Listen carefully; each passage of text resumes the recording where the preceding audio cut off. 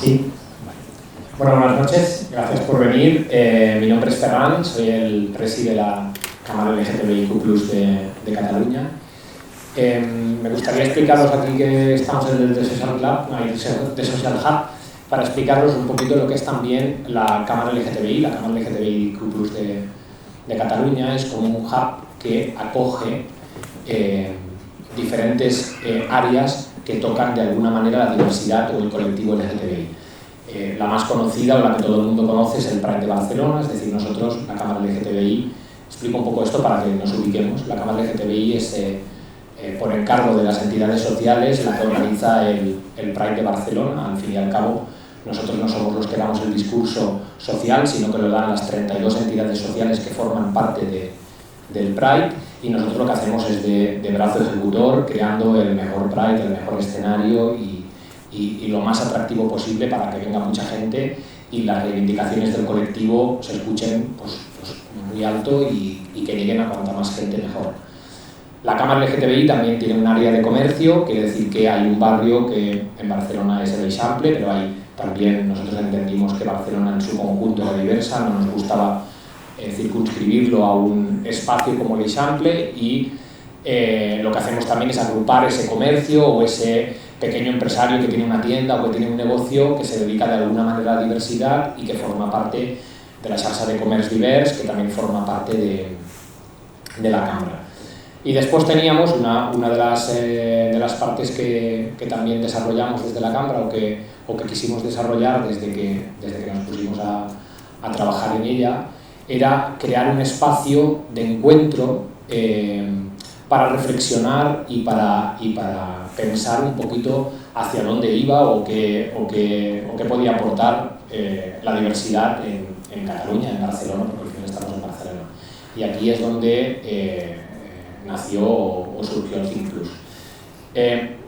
Antes de pasar la palabra a Miki, que es el que os explicará el Think+, que al final es la persona que lidera este área de la Cámara, sí que me gustaría, que es muy importante, nosotros al final somos una ONG que, como os he dicho, tiene muchas áreas, pero que tenemos muchas actividades para socios y que es importante, me decía el cordi del evento, me decía, tienes que explicar un poco las ventajas de ser miembro de la Cámara LGTBI.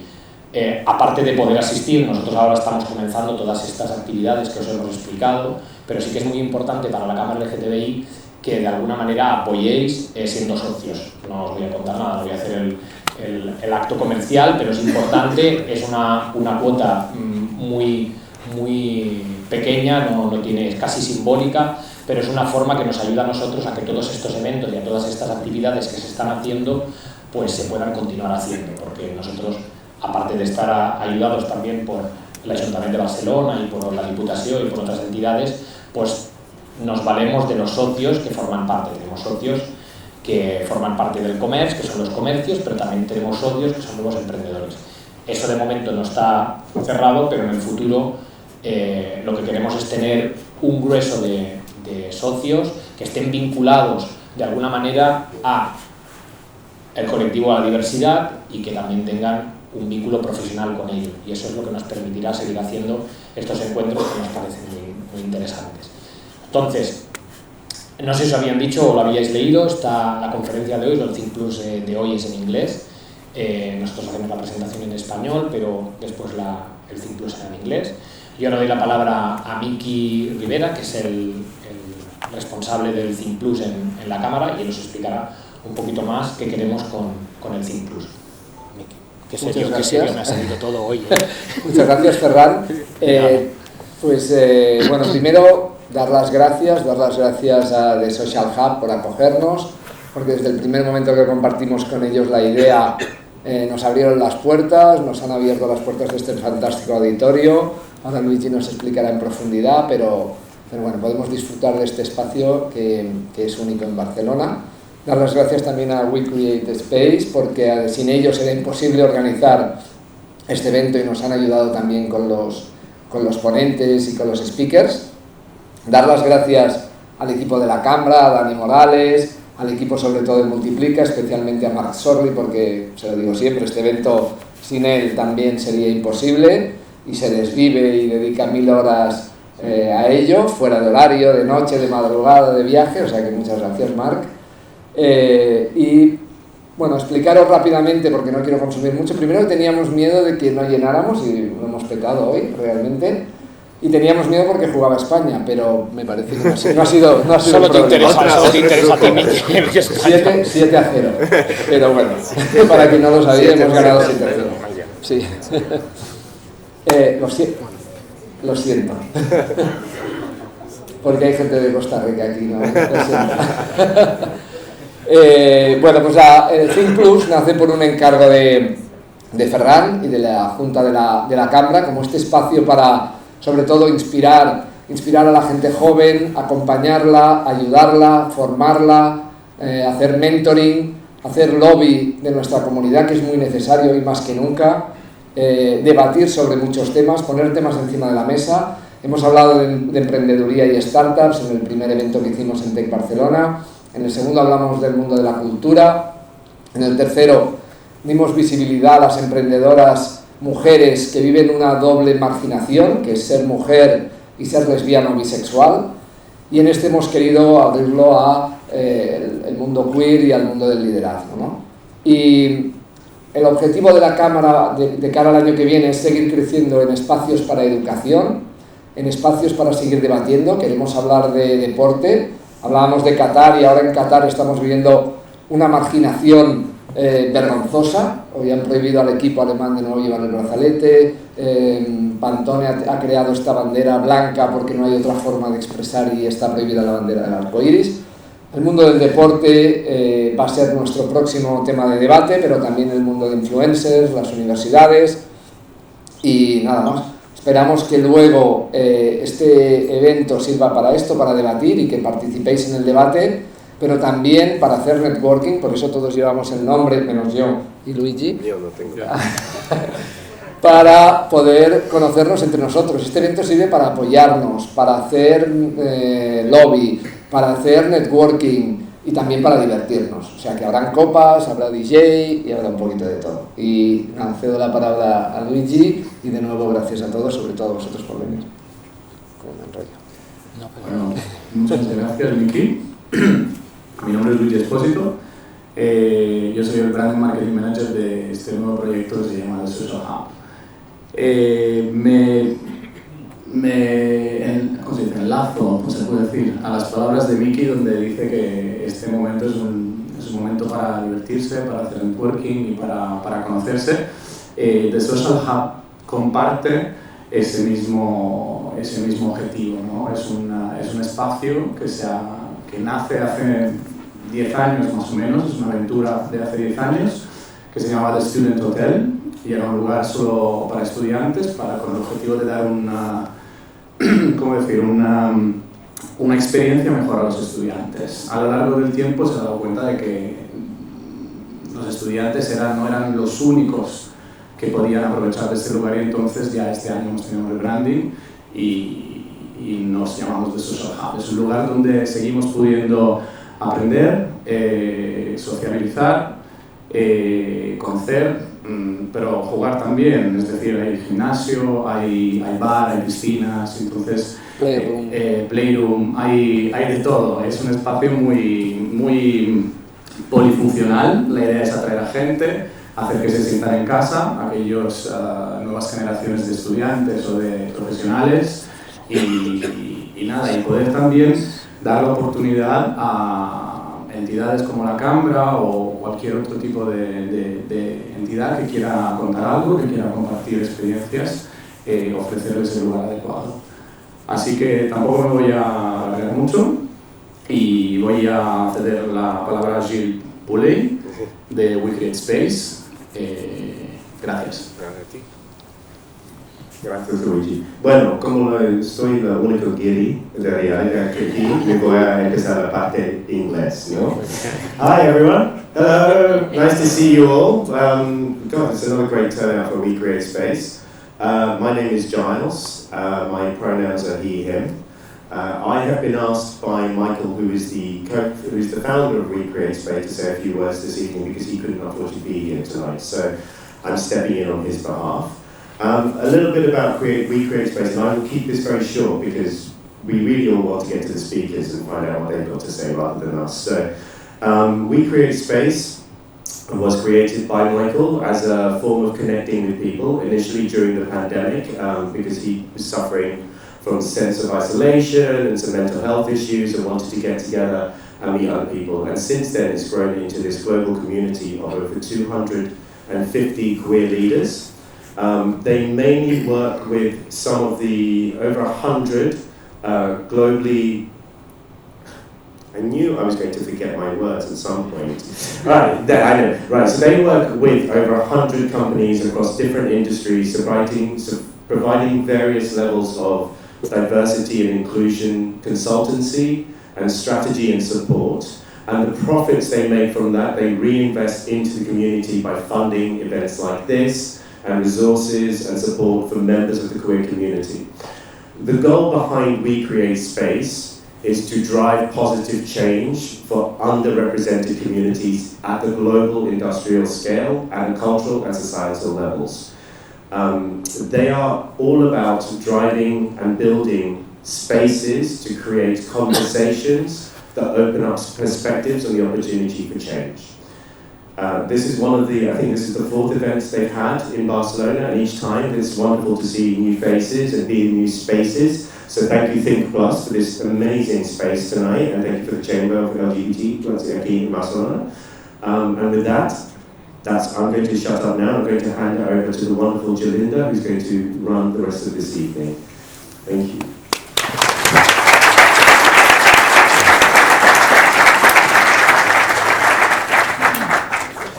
Okay. Welcome, everyone. So glad to see you. I was going to call you up individually, but if you want to come up. Sure. That's fine. Well, you can do it. It's okay, it's fine. But I will give you the microphone. So as Giles said, so glad to see yet another great turnout for We Create Space. I see some familiar faces. This is my 3rd time moderating one of these events.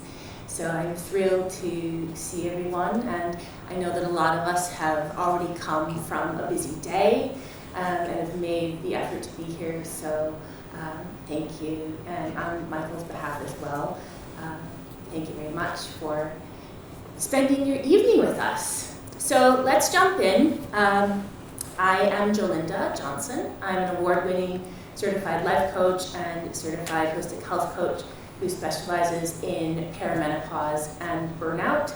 And I really am committed to shining a light on the specific issues of the LGBTQ+ community within the perimenopause space, because we are often ignored.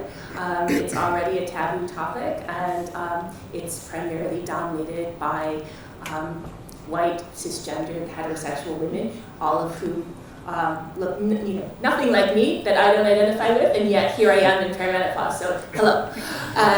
I am also a proud queer, bisexual, Black woman, so it is really quite exciting for me to lead events like this, because again, we are usually an underrepresented population, and yet we are here taking up space. So it's quite a thrill for me to be hosting this panel tonight in the city that I've lived in for 14 years.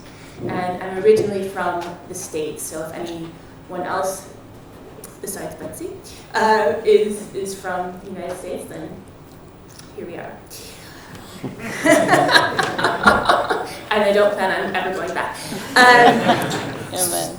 Yeah, amen to that, right? So let's start with introductions. Tell us who you are. I know it's a very basic question. No, it's not. It's who you are, a bit of your personal or professional journey, and anything else that you think is really significant when it comes to why you're here tonight speaking to us. Do you want to start? Okay. So, hi everyone, my name is Hadim Saldi. My pronouns are he, him. First of all, thank you so much for having me here. Super glad. I'm a Lebanese-French filmmaker, photographer, and recently performer. I co-founded my production company with Olivier this year, called ESDEVENIMENT, films and photos based in Paris. And I also founded a collective of hybrid artists from all around the world called Hybrid Wave. Maybe I'm going to tell you where do I come from and everything. It all started in 1987. I was born in Lebanon. I wanted to be a math teacher. Yes, I know. And also started my engineer school because, of course, in Lebanon, especially at that time, my parents were like, you're not going to be an artist, or at least we're not going to pay you to be someone with no money after. That's the image they have of an artist, of course, it's super good. And so I came to France to study engineer, and after 1 year I said I couldn't stand this. And even though I had good grades, I called my parents and told them like I'm gonna change to filmmaking, that's what I wanted to do, and I'm gonna find a student job, so I don't hear any "we told you so." I did one master's degree in feature cinema in Paris, another one in documentary, and then after I started working in fashion. So all of that to say that I'm a little bit in all of this field at the same time, which were at the beginning a little bit complicated to identify because of course the society likes to label you and you're either this or that, you cannot be both, apparently. So, and then after we started with Olivier, we started our production company to develop all of this experimental work that we like to mix genre, and that's where we call it hybrid. And that's also why the collective of artists is called Hybrid Wave, because I think as an artist it's very important to acknowledge what we have as assets, and also that I'm a filmmaker, but I also like photography, but I'm also interested in painting, and so I can be like in all of this at the same time, and especially as artists, it's super important to support each other rather be living in a competition, as we were talking before about that. As artists, it's very important to understand that we grew up in a society telling us we have to be more in competition, to have your own job and everything, but I think it's most important to learn from each other and to inspire each other rather than be in competition. So all of this is in my work today, that we have one section, it's more the commercial work in our production company, that we do fashion film, event film, documentary, and all of this. And at the same time, we have also the artistic cinema work. That at the beginning, we started working more and to produce the commercial work to produce the artistic work, because I was thinking it's a bit impossible to have enough money to do that, so you have to do it yourself. Mm-hmm. And then I started working in cinema and had more film being bought by TV channels like Canal+, French TV, and we realized, we can live as an artist with that's good. We didn't think that could happen, and now we're going in this direction now, more like in this cinema work. Fantastic. Is there anyone else in the audience who can relate to Hattie's story of going off of the beaten path, or deciding what they want for themselves instead of what everyone else expected them to do? I was supposed to be an international lawyer, so anyone else who can identify with being multi-passionate and never wanting to decide on this or that, either or? Yes. That's good. And with that, I will pass it to Betsy, because this is one more person who never likes being put in a box. Yeah, I was supposed to grow up to be a Republican. So that's a good icebreaker, right? My family voted for Trump twice. So now you know why I'm never going back. Okay, so my name is Betsy Reeves, and I was born and raised in a beautiful place called Wyoming in the United States, where there are no people and lots of cows, lots of cowboys. But I always knew I wasn't born to live there. My soul just didn't belong there. So after I sort of wove my way through being a young Republican, yes, I actually was, and a very devout fundamentalist Christian, I, in my 20s, discovered what I was, which was queer and quite liberal And then I built a career working in social and environmental issues in the UK, because I sort of ran away. I did a master's degree in Scotland, which became my favorite place on earth. So if anybody has been to Edinburgh, I consider it my hometown. Yeah, I saw some clapping. Yeah, amen, amen. So I've worked in social issues since I was very young, because actually I'm everything I was meant to be. I grew up to care about humankind and to know what my privilege is and to know that it's my obligation and my joy to use it to open space for other people. But what that then became as a career became what we now call sustainability. So it kind of was a dirty double cross, because I got into it because of social issues, and then I got kind of wedged into environmental stuff, which has been fun. Like, I set up Scotland's national recycling campaign and used to run the national food waste campaign for the government and things like that. And then found that it had become an industry that, I think I used this term to Giles, has become something where we're geishaing ourselves off a cliff by working with corporates, by working with people who it's not in their interest to stop, propagating systems that are here to exploit humans and the planet. So I've kind of broken up with my industry, and now I work more in leadership. And the pandemic was a great gift to me because it built the bridge for me. I no longer have to explain to people that sustainability is everything. It's who we are, and it's what we do, and it's how we live collectively. So I'm now being asked to do more and more work with leaders. So I work with, ironically, corporate leaders, because I've worked for corporates, I've worked for Nestle. Moving on. I work with a lot of corporate leaders now on resilience and well-being, and I start with what's purpose. And it's a really hard thing for a lot of people to answer, because they might know what their passions are. Don't start with your passion is my hot tip, because your passions change. What is it you're meant to bring to the world? And so that has brought me myself into my own leadership practice of realizing it's time for me to take up space as a queer person in leadership, because I am bisexual, and it's not a space that I felt very comfortable before.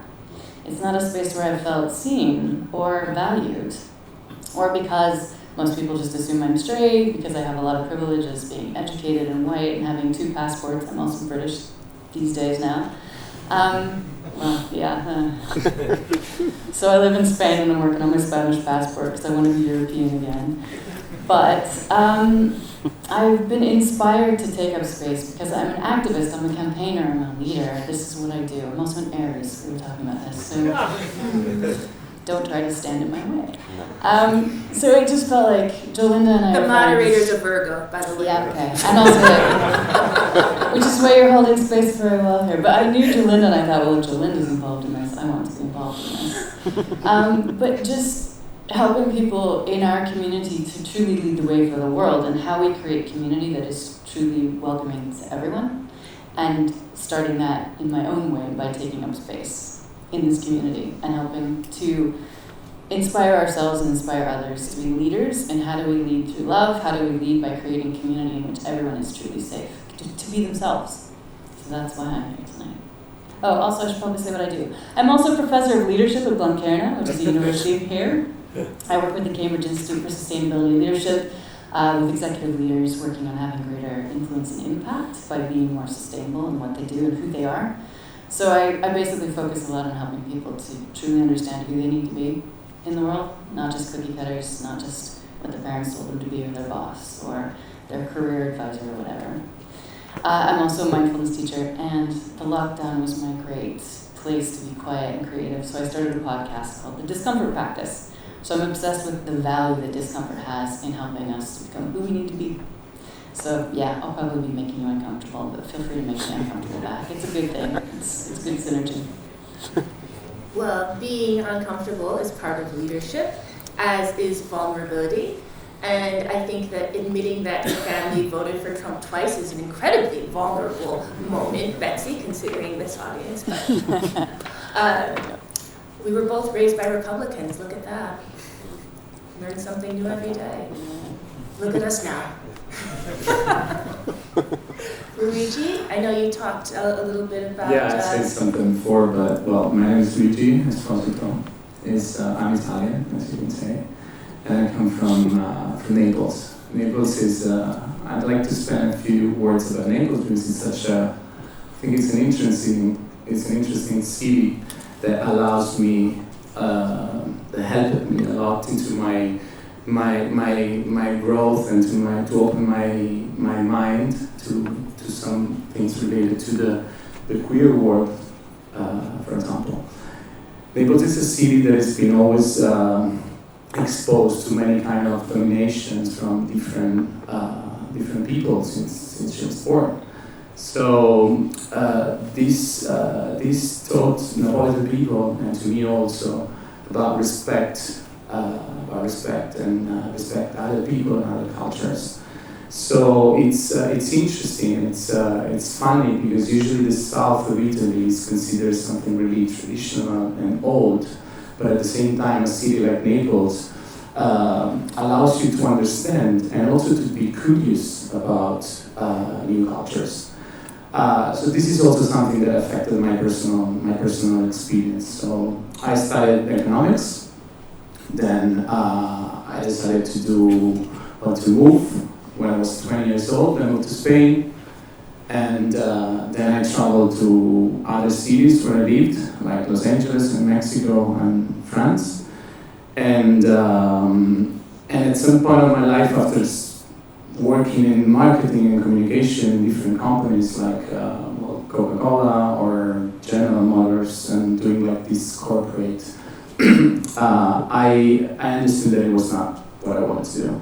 So I decided to study a master in movie production, and I ended up working in that field. So I started working for other companies like Warner Brothers, like NBC Universal, and I started moving around the world. And thanks to this job, I traveled a lot, and I've been able to know and to explore many cultures and different way of living, of expressing yourself. And so I'm not really focusing on the artistic side of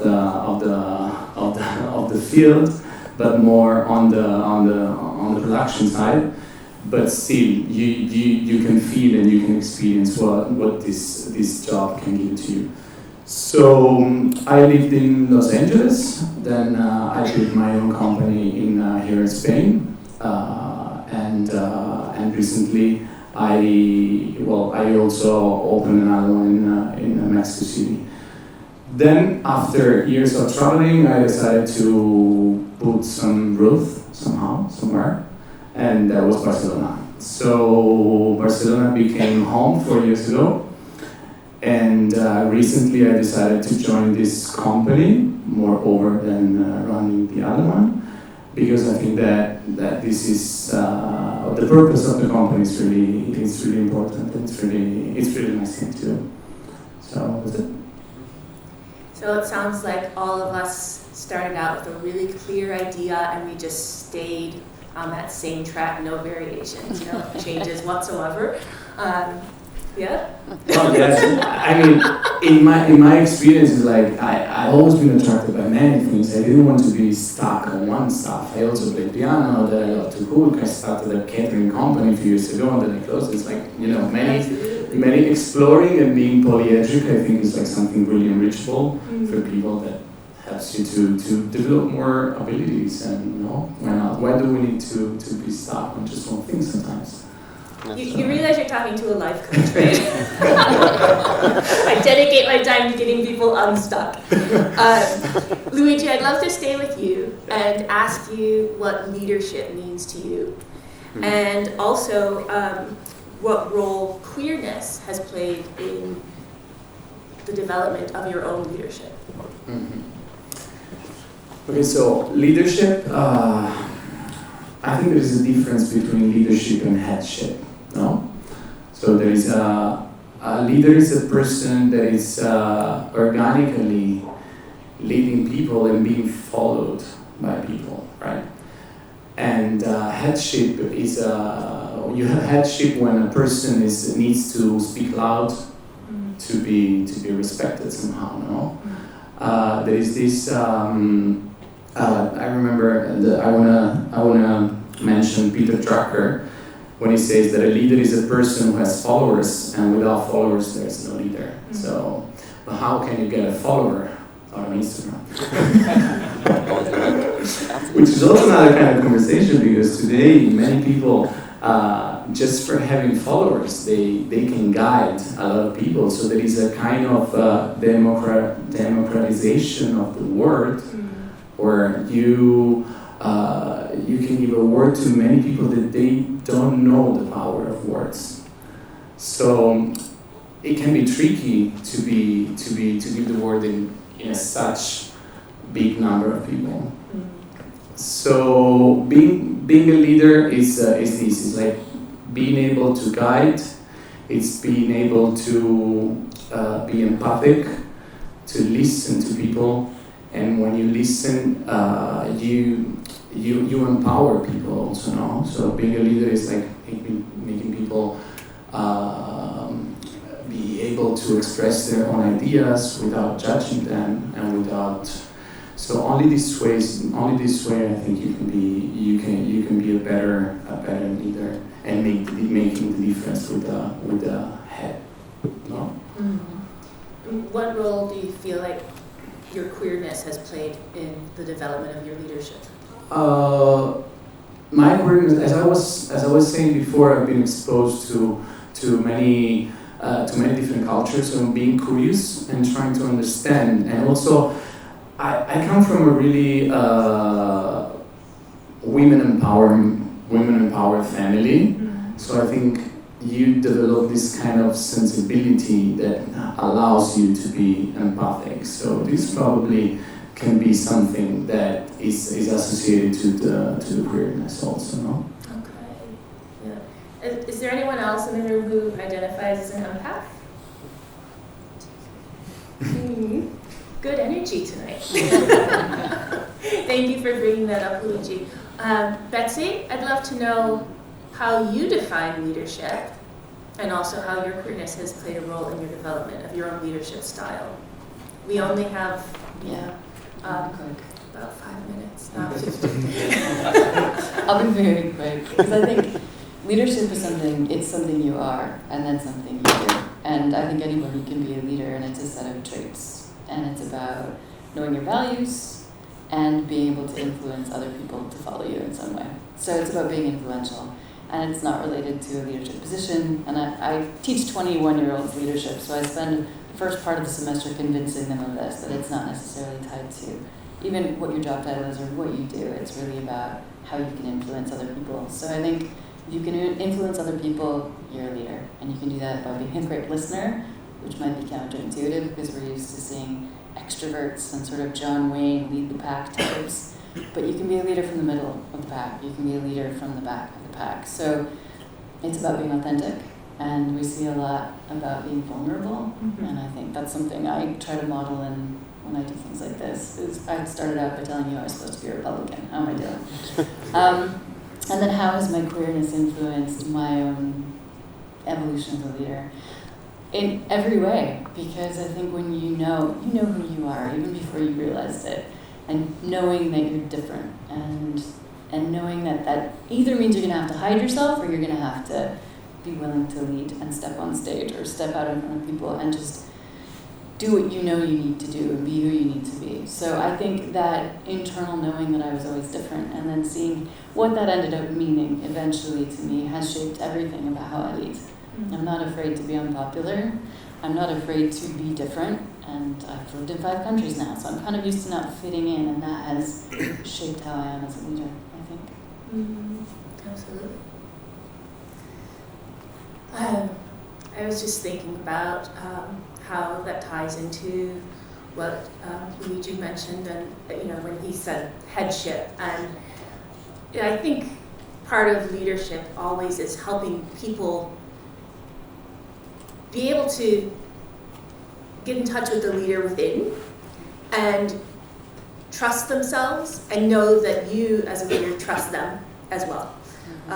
Because we all know what it's like to feel like someone's constantly looking over our shoulder, or coming in with that armor, and we don't know who they are, so how are we supposed to be who we truly are? And when you feel appreciated, and when you feel like your contribution matters, then you give more, right? You show up differently.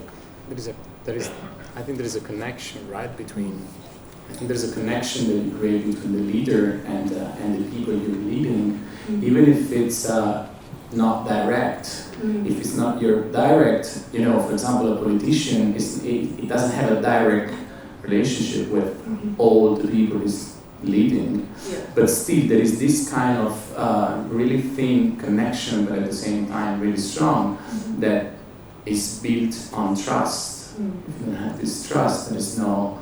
And I think it's also really important to have to make, especially in a work environment, to make people independent and to let them do what they want to do.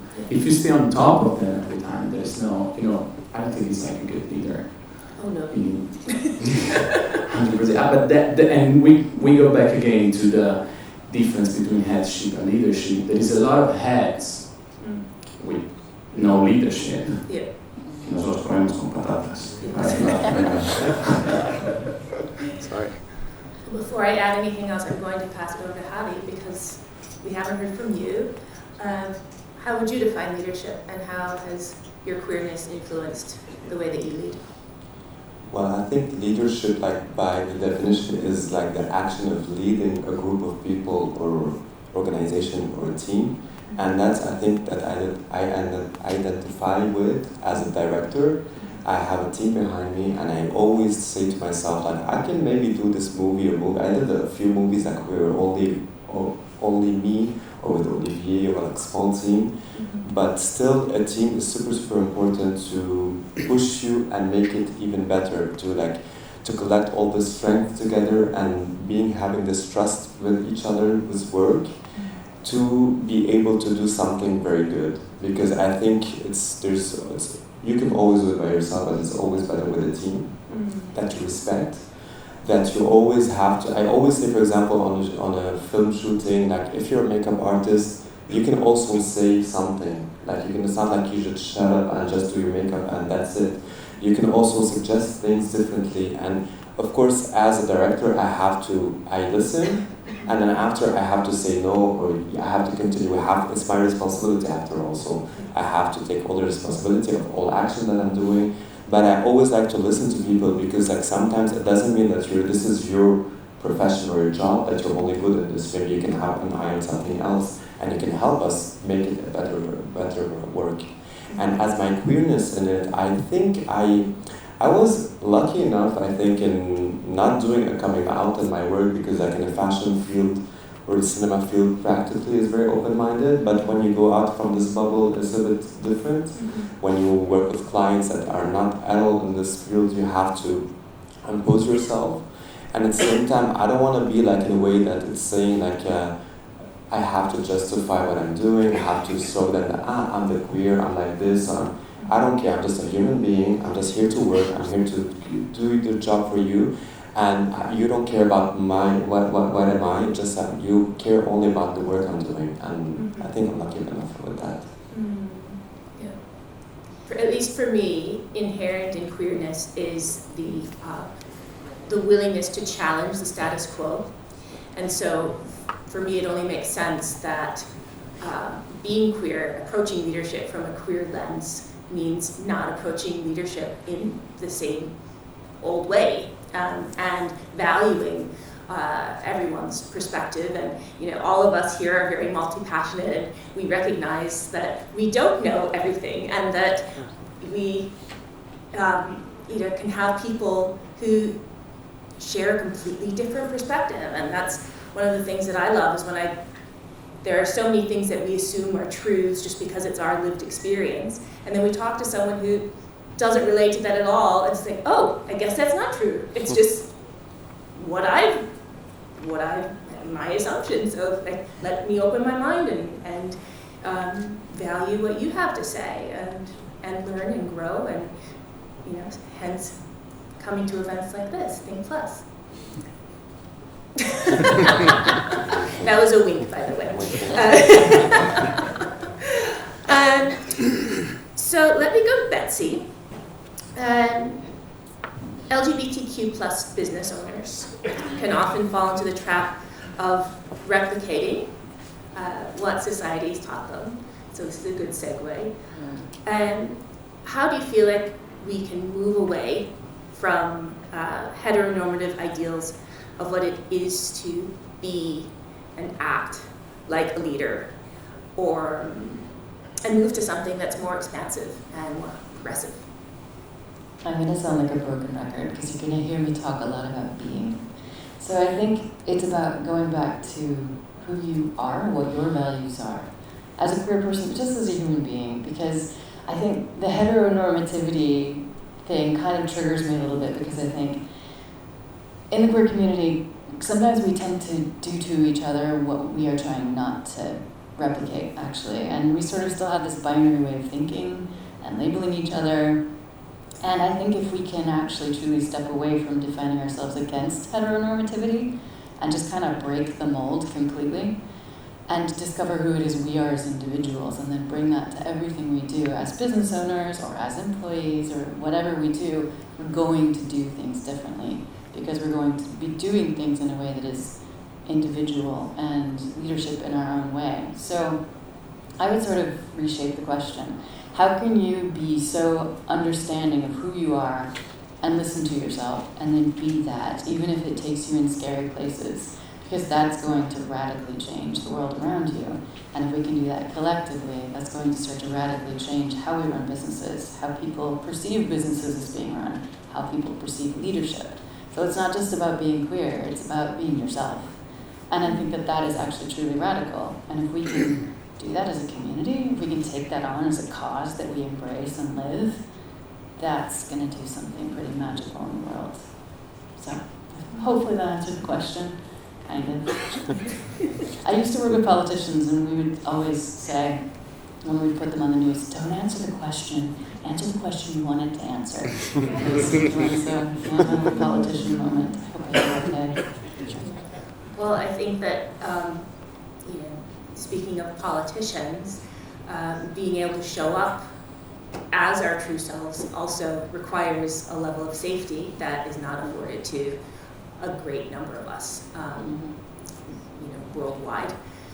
So always to keep that in mind as well, that we still have a long way to go when it comes to the people who are in power and their priorities. But if you're in this room and you know you do have certain amounts of privilege, I sit here as a white, educated woman, like I said, 2 powerful passports, and most people think I'm straight, unless I tell them otherwise. So how can you use the privilege that you do have to make other people safe, but also how can you make yourself safe? Because if you can make yourself feel safe, no one can take that from you.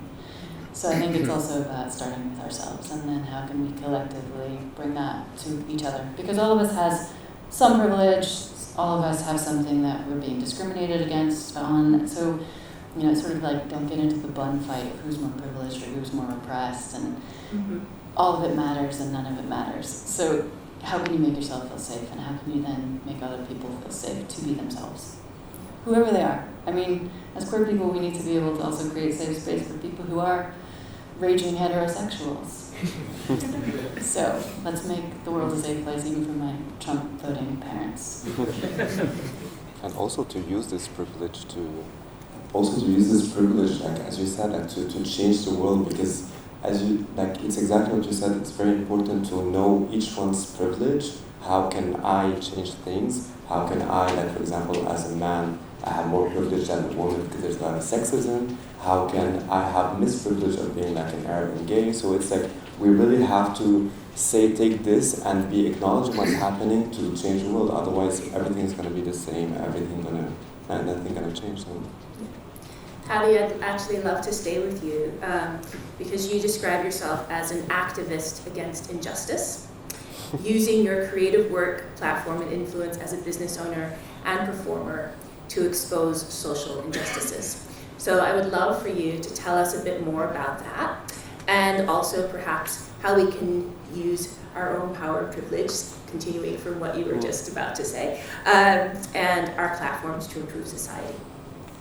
I think I express myself and I have this definition of my work as an activist against injustice. Even I say artivist, using art as an activism, because I was as I said, I was born in Lebanon. Lebanon, maybe if you don't know it, it's a small country, it's a beautiful country, good food too. But it's all about the appearances. It's all about you have to be careful what the others can say. So you live your life doing to please others, not please yourself. And like for example, I was shaving my chest hair because it's not normal to be outside, otherwise you're going to get bullied. Going to the gym, not to be healthy, but just to have enough like muscles to show them. And it's always like this, and you grow up in this society that thinking that it's only about appearances, and you have to do a lot about the family. So I remember the first time I started changing things online and being half naked on Instagram. It's not to show my body, it wasn't to say like, look at my beautiful body, how it is. It's not at all like that. But it's just to say, this is my body, I do whatever I want. Instead of me hiding it because you don't like it, I'm going to put it, and if you don't like it, just to look away. And so I remember the first time I did this, my mom called. And, well, she was like, what you're doing, there's family and everything. And I told her, like, if they're not happy, they can delete me. And so I realized from that moment that the moment I provoked my mother, I provoked the society. And so we have to provoke things to make things change. That's why I use the social media today, not just to share photos of my food, but it's more about just talk about what's happening today, and that's not normal. There's a lot of things happening, like, I don't know, free the nipple, that I don't understand why women should hide their nipples because it's something sexual. A lot of like things, the racism, transphobia, homophobia, all kind of discrimination, I try to talk about that. And also, of course, maybe we're going to talk that after, I try to focus on several things. It doesn't mean like I'm not attached to other discrimination, but it's like sometimes you just have to realize the force that you have and focus on this, and maybe someone else has better things to work on something else. We cannot work on all the issues today, and because otherwise we're going to be weak, instead of like focusing on a few things that we can work on. And that's why I use a lot of like social media today, and also my work in the films, to talk about this, to talk about all the injustices that's happening today, because yes, the world is fucked up. Yes, there's so many things happening today that is so sad, but the world is so beautiful. We have to focus on the love around us and not to see all this hate comments that you have on social media, that I have a highlight on Instagram of all the hate comments that I have, that I always send them a lot of heart emojis, and they get crazy, and they're telling me that that's not a compliment. I'm like, thank you for your comments, you're doing more engagement on this photo, so I have more likes, and they get more crazy, and they block me, and that's where I do a tutorial of how can you make the hater blocks you instead of you blocking the hater. So try to work on this thing. Yes.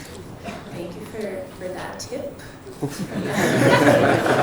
Always spread love, and they're gonna get crazy, especially because it's true, and we have to spread love, but they're gonna get crazy because, just gonna tell you something, for me it's so easy for people today to have this, I call it the power of the screen, being on another side of the world, under their bed, and just sending hate because they're happy, because they're frustrated, and they're gonna say like, they're gonna react in a way that's gonna be so angry, and they want to release this hate, and we have to acknowledge hate exists. Hate exists, and we cannot be we can't be cheesy saying like, no, there's love ever. No, hate exists, but we have to focus on love, and for me, love will always win. So yeah.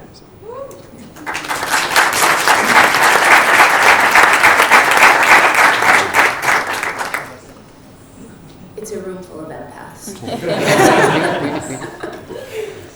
If you could pass the mic to Luigi. So Luigi, we know that anyone setting up their own business is going to have struggles. Are there any other autónomos here? I'm not. Yeah. Self-employed. But I would... Was that laughter for being an autonomo? But I'd love for you to talk about some of the specific challenges that someone in the LGBTQIA+ community might face when setting up their own business venture, and maybe touch on some of your own experience with that. Well, being a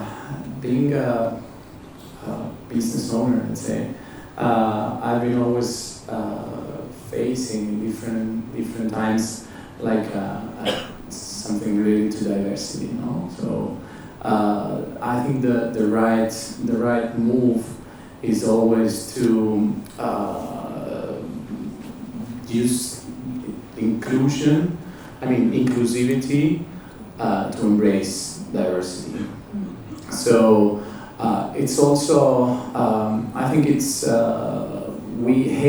hate comes from the fear, and fear comes from the unknown.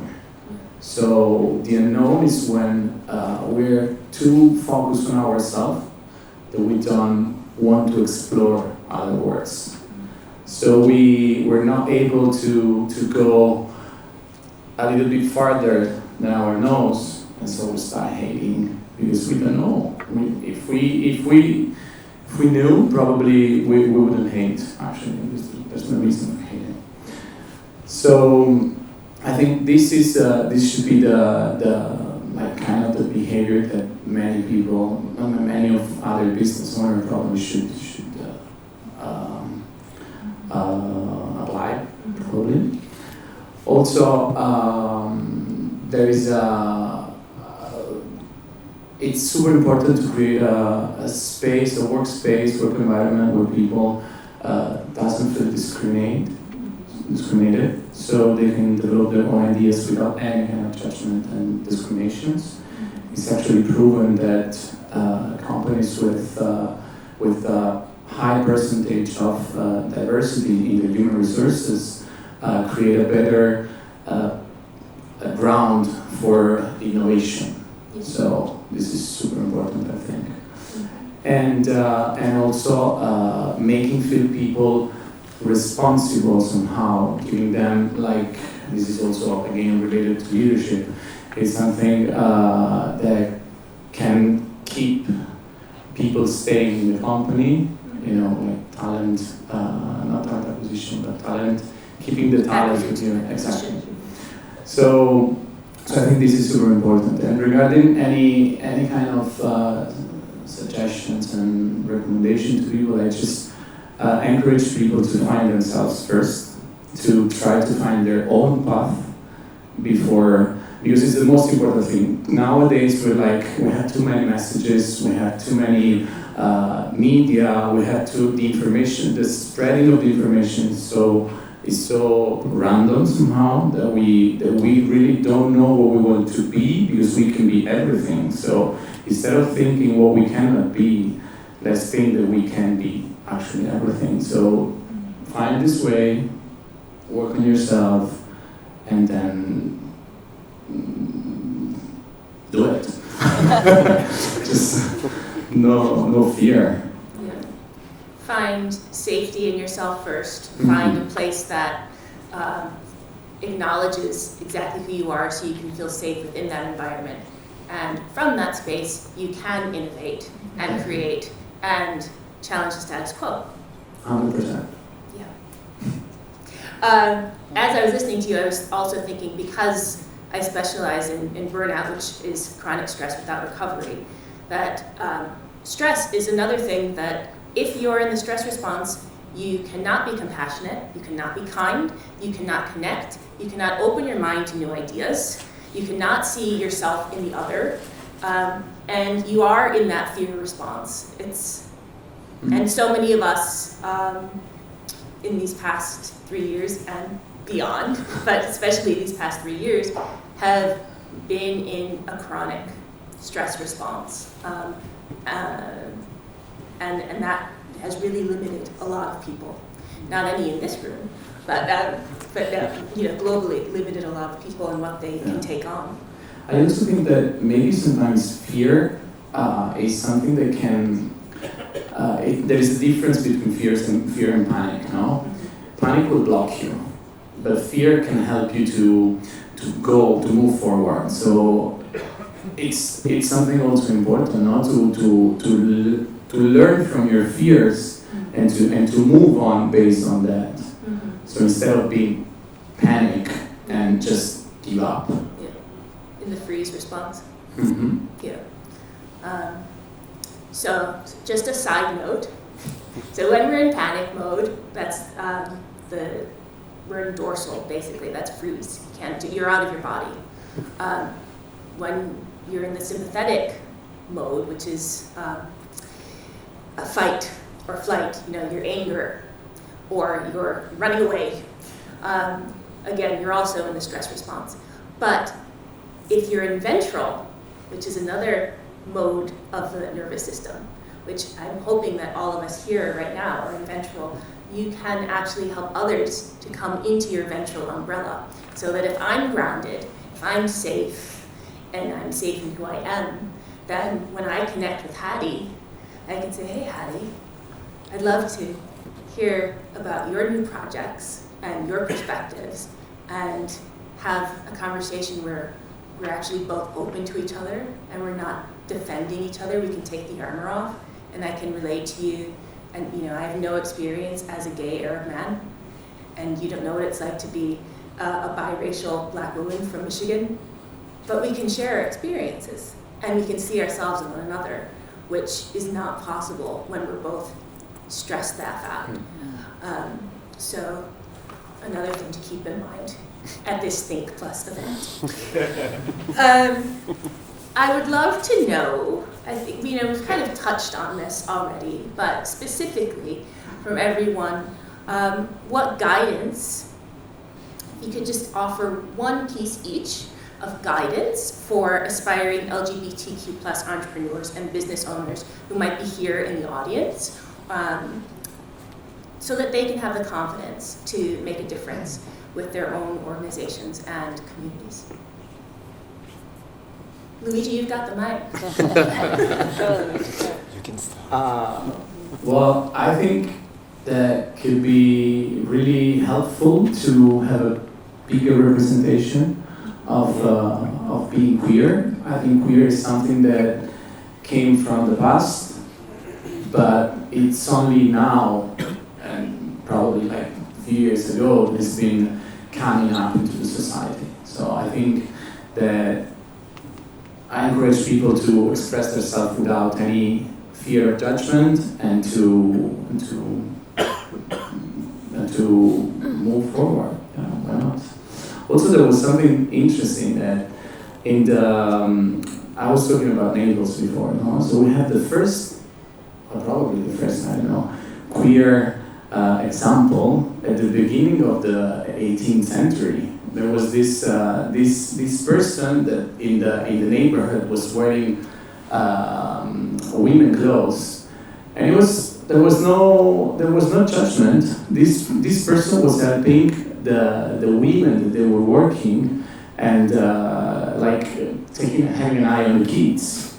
So it was called the femminile. So we have in the literature and in the theater, also coming from the past, from exactly the 18th century. We have this example of queer, so why not? Why not? Betsy? Oh man, this is tough. Okay. I think a couple of points. Remember that we have always existed and we will always exist, so whatever's happening in the news, don't let it get to you. But the other thing is, we're not alone, you're not alone. So as you start a business, as you work on your own leadership journey, or whatever it is you need to do in life, remember that you're not alone. You're sitting in a room full of people who are here to be allies with you, who are alongside you, probably understand some of your experiences, or a lot of your experiences. So based on that, look for your allies. They're everywhere if you look for them. You will find what you look for. So look for your allies, look for safety, and just take that knowing with you, and you got it. Beautiful. For me, I think, as you said about representation, it's super important to identify and be able to be yourself. And I think my tip is going to be also if you really believe in what you're doing, just listen to the other people, but also believe in yourself and listen to yourself, because this is your life. You're living your life. No one's living for you. If you're gonna live it for the others, it's not worth it. So just do whatever you want, but at the same time, not to be without listening to people, because as we said before, the team is super important and to be well surrounded. So be good with the people, trust the people also, trust their strength, but also know what you want to do. So. Wonderful. Well, I think that is a great note to end on. We have some time for questions, but before I pass the mic over to all of you, could we have a round of applause?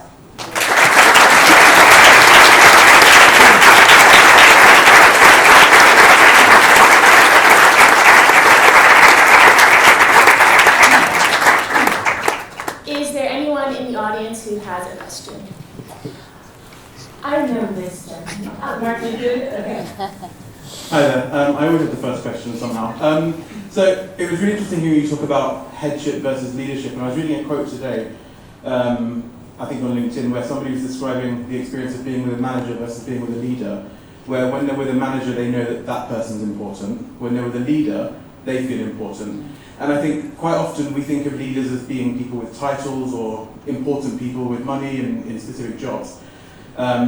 But for many people, the leadership journey is one that you don't really realise you're on until you're there. So I guess my question is, when did you know that you'd arrived or that you were recognised and seen as a leader? Okay. And I know it's a difficult one to answer. I apologise for that. You're holding the mic. Well, apparently I'm going to start. So I think the first time like we did a project all together and we saw the result, and this is, remember, like when we're like so happy when it came out. Now when I look at it, I see only the bad things in it. But at that time, it was literally like so much work that all of us has done together, and at the same time, I had to direct it. This is, I remember the first time, like acknowledging that we did a good job, all of us together as a teamwork. And of course, when it started to go to festivals, we're like, okay, that it's happening, and then little by little, like getting better and better. I never had a choice. Because of how I grew up, we were expected to be leaders in church, mainly, but also on our sports teams, as in our musical endeavors, and so it was just type A driven cowboy family. So I think it was expected of me. There was no following to be done. It was expected. You just make things happen. There are billboards in my home state that say, if you don't do it, no one will. Because it's true. There are like 5 people in Wyoming. So pioneer heritage. Like my family's been there since like 1880 something. You do it yourself. So I think it just was always in me. Which also the flip side of that is being a bit of a perfectionist. And if I'm not the one leading, who's going to get it done? So learning to follow has been a skill I've needed to learn. I'm still working on that one. And you're yours. Yep. So actually, it's funny. I was, I don't know. I was 18 years old, more or less 17 years old, and I was trying to get some money extra teaching piano. That was not only fun back in the days. So teaching piano to, I'm a piano player. So I studied at the conservatory, and at 17, 18 years old, I said, okay, let's start teaching to kids. And I started with one, then with the second one, third one, and then at some point I had like more or less 20 alumni. So I decided to organize this final year, how do you say?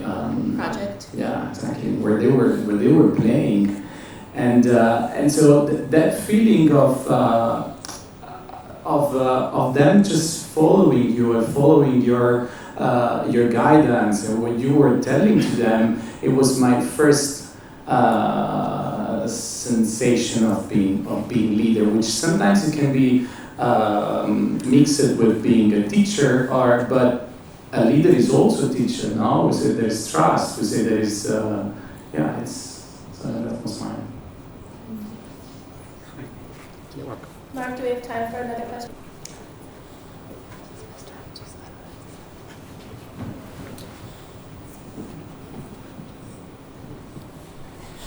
Thank you. It's not so much a question, it's more a comment I would like you to reflect on. So we heard a lot about finding safety, finding security in yourself and then approaching the world. But I also think, especially as queer people, sometimes we are not really ready, because I think identity is this ever-changing, ever-shifting concept. But I also think this really prepares us for the world, because we had to deal with a lot of uncertainty in our lives, and now we are facing an uncertain world. So something that I would really like to promote or like to encourage people is to start sometimes before they are ready. And I would like to know if you had experiences when you started or had to start before you were actually ready for something.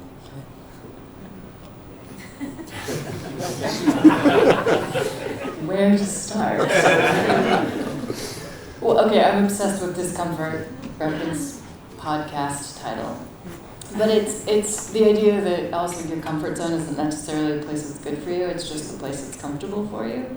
And so like taking up my space now as a queer leader is not necessarily comfortable for me because I don't have to. You know, it's not something that's been expected of me, it's not an identity I built my career on, so I could just never come out. So right now I'm going for it. My parents, I've never had this conversation with my parents, and now I'm all over Instagram for Pride Barcelona. So hopefully my mother never joins Instagram. So that's my current discomfort practice. So I've gone before I was ready, because I don't know when I ever would be ready. So hopefully that inspires someone. But yeah, buy a plane ticket, move to a country you've never been to. Done that before. As have I. Yeah, just do it. Feel the fear and do it anyway. And it usually turns out okay. Eventually. It usually turns out okay. Yeah. Anything to add? I'm just gonna say it's a very interesting comment, because like as you said, like we were built with a lot of insecurities because you had to accept who you are. It depends on also each one's background, but usually it's not something that we are prepared for, and we have to face a society. Even if your family was super open-minded and everything, if you also have the society outside of it. And so like a simple basic thing just to do a coming out. Coming out is something very complicated. We have to always make them understand, and how to find the good words and everything. We're always doing things for others, and I think it's something that we have to acknowledge about how we are and what we're doing, and how we can change things, and how these insecurities we can take them to make them as power today. That's what I'm doing today. I'm taking all of these insecurities that I had before and taking them as power. So yeah, but it's very beautiful comment that you said. Did you? No, well, I think that it's kind of weird what I'm going to say, that you're free when you stop thinking about what other people say about you or think about you, no? So at that moment you can decide to be alone, because you don't need any other comment, or you don't give any importance to them. Or just, especially today, you can be, there are a lot of ways of saying what you are, and without telling who you are. You know, you don't need to come out today. You don't need to do any coming out. It's just, no? It depends. Yes, it depends, but I think it's also. You know what I mean? I mean that you can come out without saying that you're coming out. Just be what you are. I think it depends also where do you come from. It really depends on the city, on the background. Of course. I'm not saying like it's in everywhere, but I think it's like, I think we have to acknowledge. We're talking about like privilege. It's like we have to acknowledge that it's here. It's super easy to be like, it's okay. I don't need to do coming out, but it doesn't mean it can be applied everywhere. No, it depends on each 100%. country, background, yes. And even you can be from Spain, from Barcelona, with family that won't be accepting at all, and completely different. Like you can be in Lebanon, and you can be in a family that completely accepts who you are. So I think the coming yeah, content. it's of course it's a contextualizado. Yeah, I don't know how to say. But yeah. It depends on the context. Yeah, exactly. Contextualizado. And also very different when we talk about gender, because you know, I was just reading about in the United States, for example, in the majority of states, they won't change your birth certificate as a trans person unless you have certain surgeries. Transition. Which, you know, there are, so first, you know, that's assuming that if you're trans, you have access to that. If you're trans, you actually want surgery. You know, there are various surgeries, obviously, but that you don't even want any of them. And then there are 3 states that even after having the surgery will still not let you change your birth certificate. So, you know, and also thinking about having to defend your identity. You know, we're talking about family members and people here, but when you have to constantly defend your identity to people who are helping professionals like doctors, for example, you know, when your gender doesn't match what they expect, and not be able to even have a doctor's appointment without trauma. Just bringing that into the conversation because, you know, something that a lot of us take for granted, depending on what intersection you're at, things change, and where you are in the world, things change. And I know that we've had other panels where we've asked the question, how was your experience coming out? And we've had panelists say, well, I wasn't given that choice, I was outed. And so I didn't have the opportunity to choose. But yeah, depending on the context, as Luigi said, you know, I definitely think that we can start before we're ready, but it's all about, again, like what is safe for each person is going to be different, and not assuming that what's safe for us, from our perspective, is safe for someone else. And giving everyone their time and their space.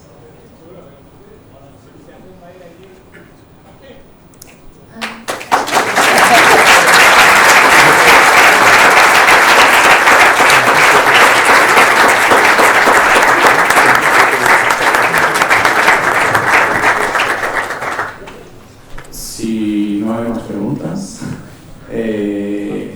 We have another.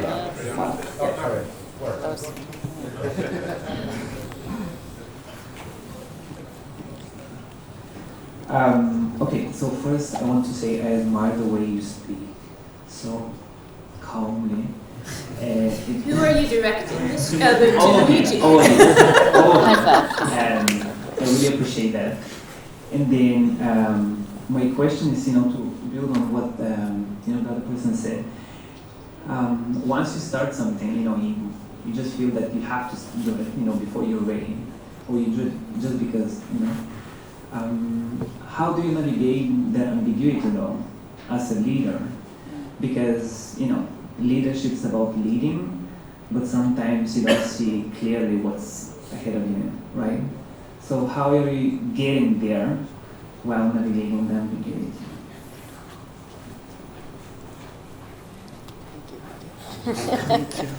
I think leadership, it has it resonates negativity. I don't know why, it feels as if it's you have the boss and gonna tell you bad things. And I think today with something changing, especially this generation, it's my generation or the old coming generation, we're trying to be more respectful, we're trying to be more listening to the other people, and that's at least what I'm trying to do, and especially I feel it around me. All of us want to be in a better world. We're fed up from all this heteronormative standard leadership that you have to do your job, either it's from 9 to 6, and it's, for me, you just have to listen to the people, respect and trust the people, and you navigate between talking to them, developing the project, developing the work that you want to do with them, and to see how can you make it a better better project, but also you can apply it like in your lifestyle. Like for example, each action that you do is very important.